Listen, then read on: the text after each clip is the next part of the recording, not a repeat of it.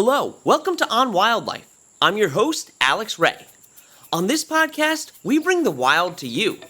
We take you on a journey into the life of a different animal every week, and I guarantee you're going to come out of here knowing more about your favorite animal than you did before.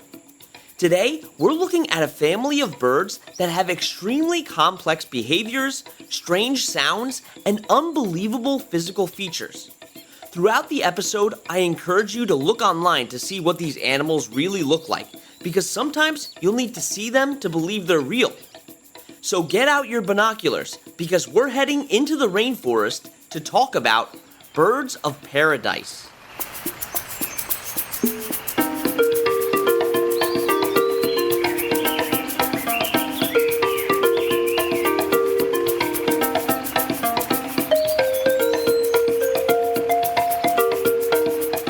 There are about 45 species classified as birds of paradise, all belonging to the Paradiseidae family. And it's easy to get confused because there's also a plant species called a bird of paradise too. These animals are known for being some of the most colorful birds in the world, and I mean that literally and figuratively. They have extravagant looking feathers, but they also have some amazing and bizarre behaviors. We'll talk about all of that on today's episode. You can find birds of paradise in tropical rainforest environments, usually in Australia and New Guinea. Their closest relatives are crows and jays, and it makes sense in a lot of cases because they can have similar behaviors as birds of paradise. Now, birds of paradise are medium-sized birds. The largest species is called the greater bird of paradise. It's about 17 inches long. Meanwhile, the smallest species is known as the king bird of paradise, and it's only around 7 inches long. Most of these birds like to eat fruit and insects, although some species will go after larger prey like frogs and lizards. This episode is going to be a little different than what we've previously done. Instead of talking about all birds of paradise as a whole, I'm going to talk about specific ones individually because they're all so unique. These birds are all closely related, but many of them look extremely different from each other. This is due to the fact that they've been isolated from each other geographically. New Guinea is a country that's off the coast of Australia, and both of these countries have birds of paradise. But New Guinea also has multiple islands where new species of birds of paradise have been able to evolve. Evolution also happens more quickly with smaller populations like those that would live on an island. All of this creates the perfect storm for making birds with extravagant colors and weird behaviors. And the purpose of all of these crazy features is to attract a mate. But how do we know that? Well, one of the most obvious ways to tell is by looking at the differences between males and females. Males have bright colors and strange behaviors, but females usually don't. And this is called sexual dimorphism. It's also a great example of sexual selection. This means that their traits are determined by what the females like. And in birds of paradise, their features are extremely exaggerated. And you'll get what I'm talking about more as we continue on with the episode. So let's take our first break. And when we get back, we'll start talking about our first amazing bird of paradise species.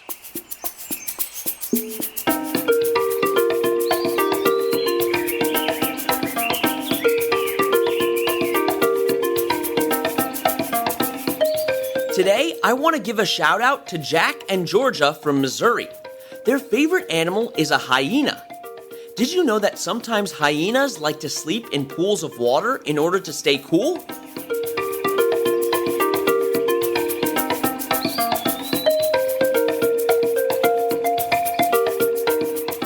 Okay, now back to the episode. The first bird of paradise that we're going to take a look at is the Astrapia. There are 5 different Astrapia species. These aren't the most colorful birds of paradise. Although some can be like an iridescent green, they're usually just black in color. But the main feature that they all have in common is their extremely long tail. The tail is just 2 really long feathers. In some species, they're a different color than the rest of the bird. The ribbon-tailed Astrapia can get to be about a foot long, not including their tail. The tail itself can be over 3 feet long. This is one of the longest tail lengths to body size in any bird species. If a 6-foot tall person had a tail with the same proportions, the tail would be 18 feet long. Females are attracted to these long tails, but they're kind of a nuisance for the males. Sometimes they have to untangle them before they're able to fly, and they definitely slow them down. So why do the females want the males, and eventually their offspring, to have these long feathers? Well, it's basically an indication that the males are healthy. In spite of the big, clunky tail, which makes it harder to avoid predators, those males survived, which means that they're strong enough to overcome that obstacle. That's a pretty interesting way of determining your mate's fitness. Astrapias also form leks, which are groups of males that all gather together to put on displays for females. The mating behavior for these birds usually consists of jumping from branch to branch while keeping their tail feathers raised. Sometimes they like to attract females by waving their tails back and forth. While I'm on the subject of tails, I have to bring up the 12-wired bird of paradise. The top half of their body is black, while the bottom half is yellow. And the reason why they're called 12-wired birds of paradise is because they have 12 extremely thin feathers that look like wires that stick out of their backside just like a tail. The male uses his wires to impress females in a pretty hilarious way. These birds are very territorial, and they perch themselves on top of a small tree. In order to make sure he can be seen clearly, he removes any leaves from the tree, and he also removes any other obstructions. When he attracts a female, he has her fly over to his perch. This is where he gets to use his wiry-looking feathers. The female perches below him on the tree, and he perches directly above her. He does a little dance where he moves his tail back and forth, hitting the female in the face with the wires. The females seem to like when they do this, and if they approve, then they'll mate. But if they don't approve, then he'll have to find another female to impress. Another bird of paradise, called the King of Saxony, doesn't have a long tail, but long head feathers. This is one of my favorite birds of paradise to look at. They're relatively small, have a black head and a yellow body. They have one long feather on each side of their head, and they look kind of like antennas. The feathers are striped, and they're about 20 inches long, which is more than double the length of the actual bird. In courtship displays, they bounce up and down and move their feathers back and forth. But they not only use visuals to help them attract mates, but also sound, just like many other birds. The King of Saxony makes some of the most interesting sounds in the animal kingdom in order to attract a mate. The mating call that males make sounds like some sort of alien ray gun. It's really amazing how a living animal can produce these sounds. This bird is usually sitting high on top of a tree branch, and their call really resonates throughout the forest. Birds are able to make their calls with an organ called the syrinx. Unlike our voice box, known as the larynx, it's located at the bottom of their windpipe. They expel air through the syrinx, which is how they produce sound. It's believed that bird calls are also the result of sexual selection, and the female oftentimes uses the call of a bird to determine its fitness. If a male is able to make a longer and stronger call, then that means he most likely has more stamina and is in better shape than a bird that can't call as long. Now we're going to talk about birds of paradise that fall under the category of shapeshifters, and you'll find out why right after the break.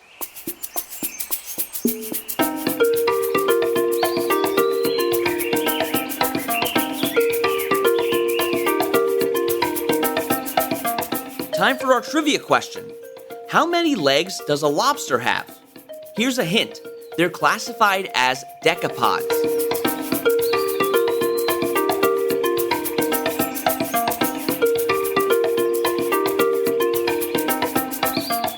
If you guessed 10, you'd be right. Deca is a prefix meaning 10. Some other decapods are shrimp and crabs.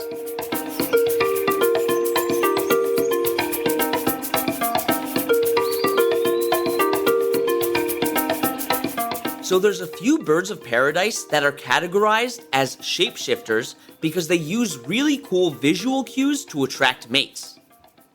Some of the shapeshifters include parodias, lafarinas, sicklebills, and riflebirds. Parodias have some of the coolest displays because they do intricate dances along with their shapeshifting. Males have a spot on the forest floor that acts as their stage. They make sure to keep their stage clear of any debris, picking up leaves and twigs that have fallen onto the area. When a female arrives, she perches on a branch that looks down on the stage. His display is the most effective when viewed from above. When first looking at the parodia, they're not as colorful as other birds of paradise. Most of their body is black, and they have a few frills on their head. But they have some tricks up their sleeve. Something really amazing is that they can change the color of their eye from blue to yellow.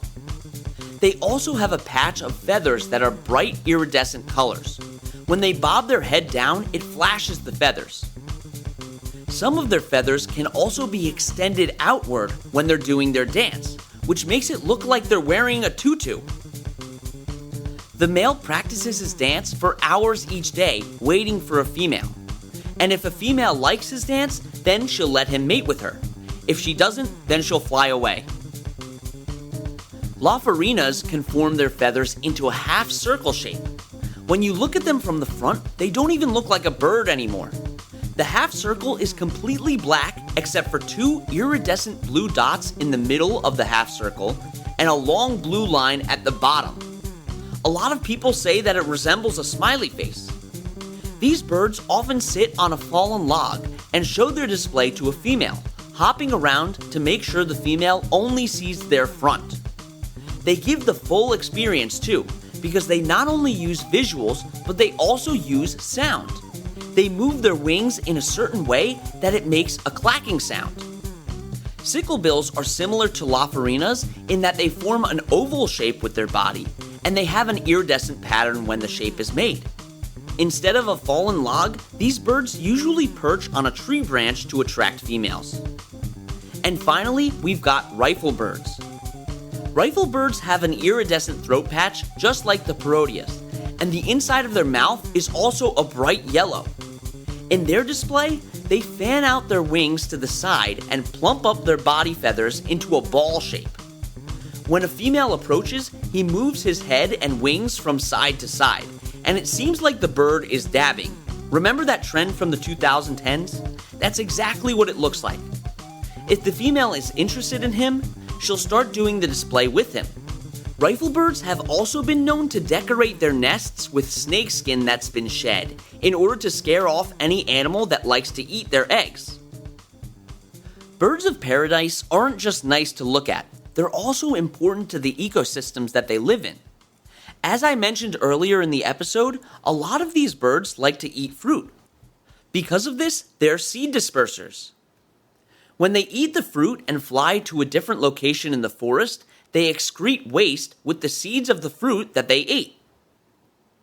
This helps to disperse plant life throughout the forest, which is beneficial for all kinds of different species, including humans. They'll also eat insects, which contributes to the control of those populations. Not only this, but they're also an amazing example of evolution at work, as well as sexual selection in birds. There's still a ton of information we don't know about birds of paradise, but they really are one-of-a-kind animals. Unfortunately, because of their bright colors, humans have been hunting them and using their feathers for decorative purposes. Many species are considered vulnerable or threatened by the IUCN Red List, mainly because of hunting and habitat loss. When trees are cut down, it destroys the stages on which these birds perform their elaborate dances, which they work really hard to maintain. This can cause them to lose their chance at reproduction, making the next generation of birds of paradise weaker than the ones before it. It also takes away the homes of these birds. Since 2002, New Guinea has lost around 4% of all of its tree cover. That might not seem like a lot, but it's equivalent to almost 4 million acres. Luckily, there are a lot of great organizations that are helping birds of paradise, as well as the forests that they live in. If you want to help, you should check out Birds of Paradise Sanctuary, Rainforest Fund, and Rainforest Trust. Thank you so much for coming on this adventure with me as we explored the world of Birds of Paradise. You can find the sources that we use for this podcast and links to organizations that we reference at onwildlife.org. You can also email us with any questions at onwildlife.podcast@gmail.com. And you can follow us on Instagram at on_wildlife or on TikTok at onwildlife. Don't forget to tune in next month for another awesome episode. And that's On Wildlife.